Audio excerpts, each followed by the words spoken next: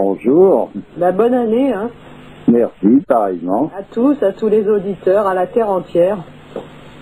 Ben oui, c'est sûr. En espérant que l'année soit meilleure que celle qui est passée, en tout cas, personnellement. Oui, ça sera difficile, je pense. Ouais, tu crois que ça va aller de mal en pis?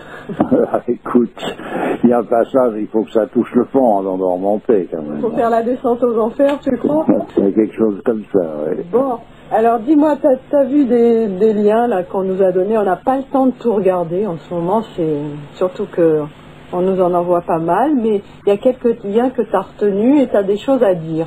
Voilà. Oui, ben je sais pas, moi-même, donc je suis pas installé avec un ordinateur, avec tout ce qu'il faut pour pouvoir aller sur tous ces liens, qui m'ont l'air tous fort intéressants. Mais j'ai eu l'occasion d'entendre, comment il s'appelle, Torel, je crois, le nom du personnage, qui fait des commentaires sur la politique actuelle, la mondialisation, les différents, disons, les différentes batailles qu'il y a, qui sont concernant les religions, etc., etc. Alors là, j'ai pu écouter un peu ça.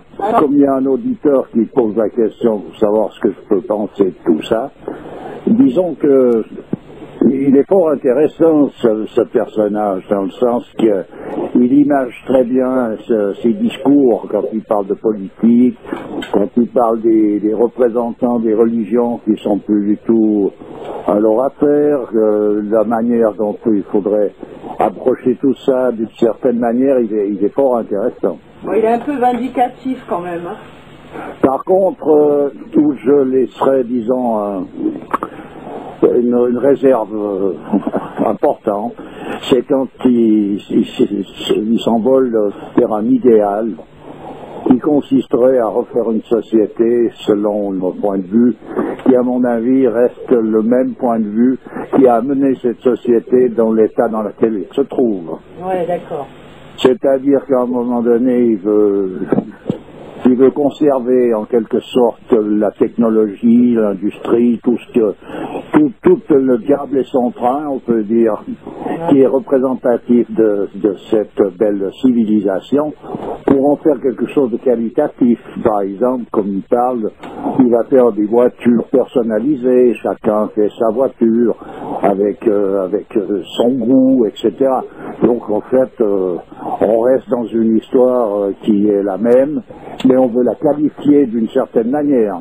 Oui, je comprends. Et ça sous-entend donc inévitablement que ça part dans la même direction que tout ce qui est en place sur le plan de la mondialisation, c'est-à-dire une réduction de la population, parce qu'on ne peut pas faire de la qualité en quantité qui dépasse toutes les mesures, ce qui veut dire que pour que chacun puisse avoir sa petite voiture personnalisée, avec la couleur qui lui convient, la forme qui lui convient, où il va lui-même participer à la construction de cette voiture. On part dans un décor où, pour réaliser ça, ça veut dire qu'il faut être donc tranquille sur toute la ligne, avec tous les aléas de l'existence. Donc, comment est-ce qu'on a fait pour en arriver là? C'est pas possible, tout simplement. Ça rentre plutôt à pousser les gens, disons, dans un accord concernant ces stratégies de réduction de population. Disons que ça prend une autre forme, c'est tout. Voilà, ça prend une autre forme. Alors qu'en fait, donc ça veut dire que c'est de nouveau un mauvais film, comme tous les films à succès d'ailleurs. Hein, à mon point de vue, les films à succès sont toujours des mauvais films, dans le sens que il n'y a pas à un moment donné où les acteurs prennent une leçon des événements dans lesquels ils ont passé, qui les amène à rechercher, à renouer avec leur principe fondamental, c'est-à-dire leur raison d'être.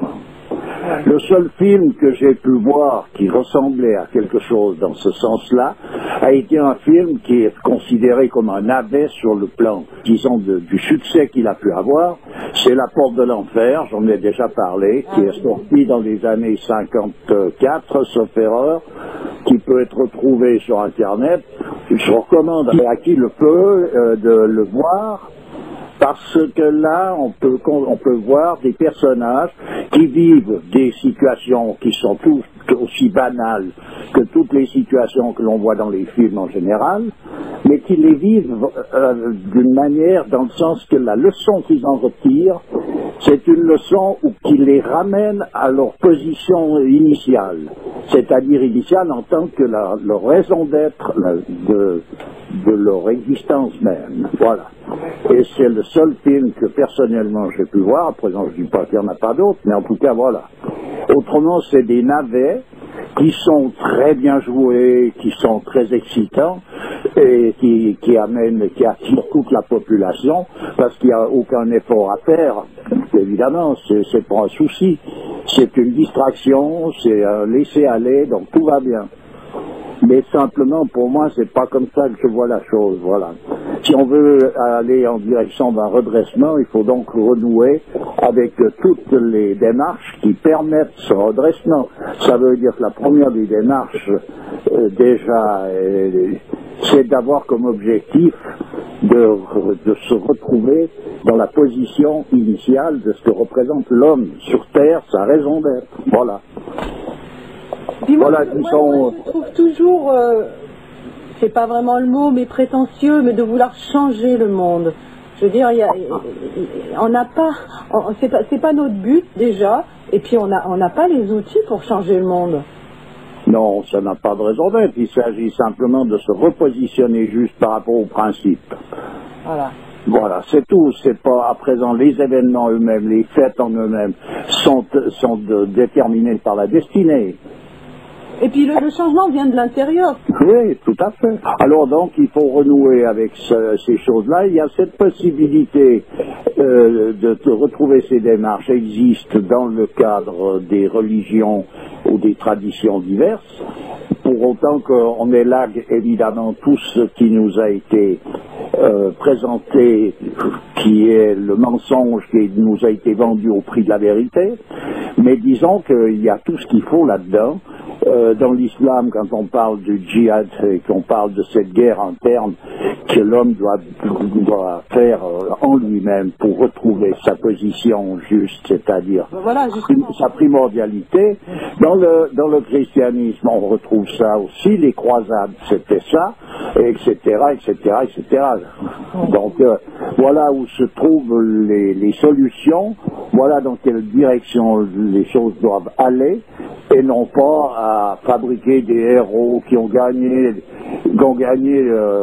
à mettre leur point de vue en avant par rapport à un autre point de vue qui reste de toute façon quelque chose de creux. Et de relatif. Oui, ça reste creux.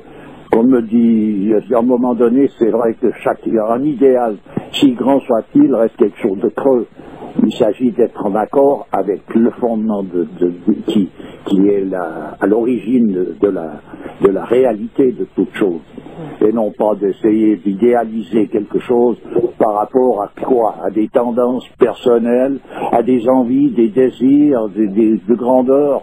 Ça ressemble à rien tout ça, c'est de la gaminerie. Voilà. Voilà en gros. À présent, j'ai vu qu'il y avait beaucoup de liens intéressants certainement concernant l'extraction du gaz de schiste, enfin tout ce tralala, toutes ces prochaines mises à jour. Oui, toutes ces histoires qui sont la continuation, en somme, de la destruction de la planète, qui est loin d'être revue comme étant véritablement notre mère, comme elle a été considérée dans tous les cadres traditionnels, mais que l'on continue de triturer, de ouvrir, de disséquer jusqu'à la disparition, jusqu'à la mort de cette planète.